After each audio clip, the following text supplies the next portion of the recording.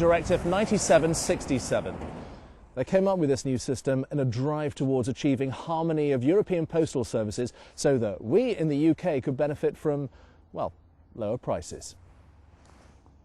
What it meant in practice was that the Royal Mail had to open up its business mail services to foreign competition like Deutsche Post, which has now muscled in on the lucrative bits of Royal Mail's market, but leaving poor old Postman Pat with the unprofitable domestic postal deliveries, trying desperately to keep the costs viable, but without the profit from its business post to keep it afloat.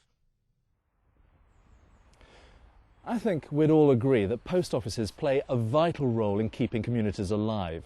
Indeed, without the post office counter services, many rural shops like this one would be forced to close. And yes, the government acknowledges this and has set in place subsidies to ensure post offices can stay open.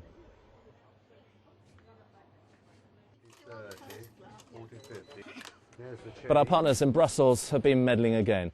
Here's EU Directive 2002/39. The EU Parliament insists that the size of the postal market reserved for national monopolies must be reduced and that the UK government must seek permission before any state aid is granted. Hello there. Hi, can I send that? As a result of this, back in 2003, the government signed away the Royal Mail's ability to control its own financial affairs, and a deal was struck which allowed the government to grant £150 million to the post office each year for 3 years. However, the cost of running the postal service is £208 million a year, which means there's a £58 million annual deficit. The government does not have permission from the EU to increase the grant, and so the debt is increasing, and matters will only get worse as inflation rises. Result? Closure of post offices all over the country. The bottom line? You, the government and Postman Pat have lost control over the future of our post offices.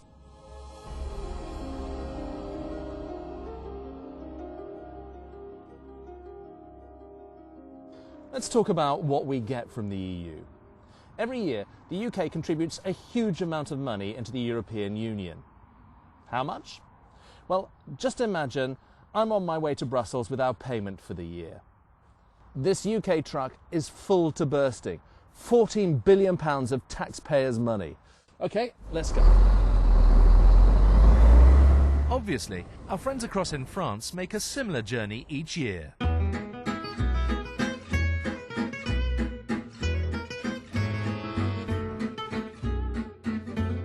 When everyone gets to Brussels, their contributions are redistributed to fund all the EU activities throughout the Union.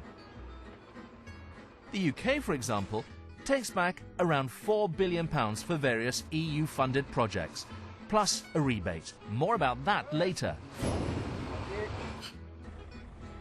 So when we set off back to Blighty without EU cash, it requires a smaller truck.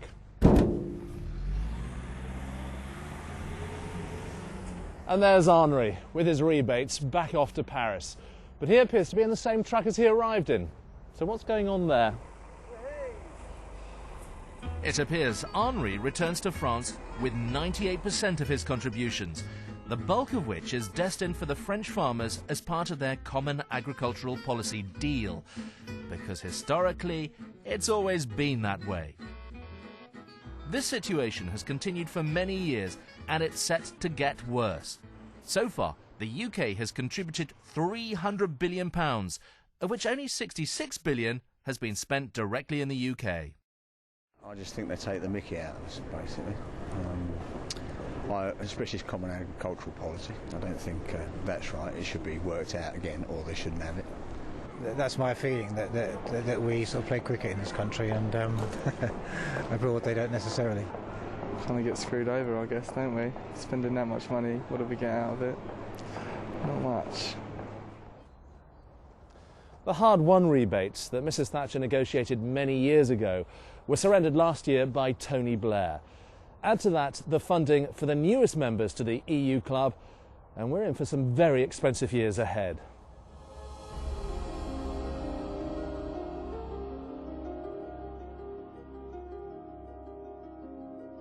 Finally, the UK is putting more effort into eco-friendly ways of disposing of our rubbish, and recycling is becoming second nature to many of us. This has resulted in reduced levels of domestic waste going into precious landfill sites like this. As usual, the EU is driving to encourage recycling, not through incentives nor education, but with a new tax. And the culprit here is EU Directive 1999/31.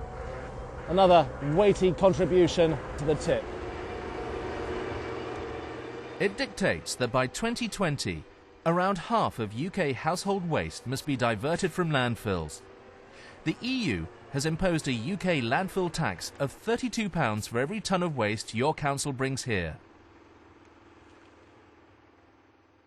The impact of this EU intervention has been felt here and is one of the reasons why your council tax has gone up and why collections around many parts of the country have been reduced to once a fortnight.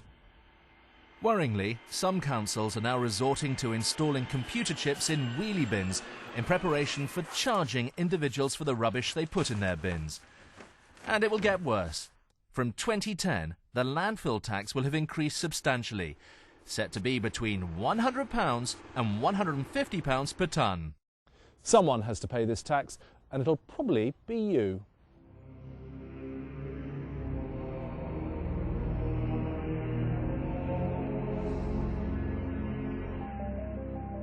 This is the seat of their power, the European Parliament in Brussels. And just for good measure, there's a second campus at Strasbourg, at the request of the French. Witness the process of EU democracy, legislating over the detail of every aspect of life within EU states, often with voting schedules so intense that they abandon electronic voting with the inevitable chaos and mistakes. No amendments in favour, against, abstentions? As carried. Congratulations to the rapporteur. Next, Mr. Blockland's report, batteries and accumulators, and waste batteries and accumulators.